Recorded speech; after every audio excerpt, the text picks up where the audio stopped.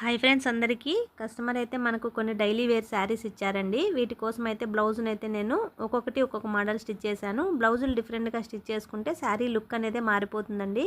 ఇది చూడండి, we నెక్లోనే full ఇలా బ్రాడ్ వచ్చేలాగా పెట్టానండి. హ్యాండ్కి నెక్కి మొత్తం కూడా ఇలా శారీ కలర్తో నీట్గా థ్రెడ్ పైపింగ్ వేశాను. ఎల్బో హ్యాండ్స్ ఇచ్చేసి ఫ్రంట్ అయితే రౌండ్ నెక్ పెట్టేసి ప్రిన్సెస్ కట్తోని స్టిచ్ చేశాను.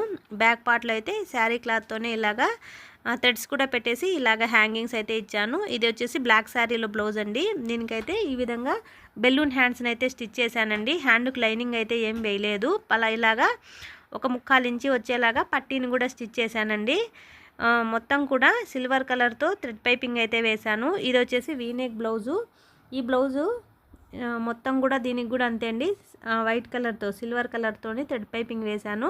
హ్యాండ్స్ వచ్చేసి బుట్ట హ్యాండ్స్ అండి. ఇవి చిన్నగా బుట్ట హ్యాండ్స్కి చిన్నగా పైపింగ్ లాగా పీస్ లాగా వేశానండి. ఈ బుట్ట ఇదొక మోడల్ అనమాట.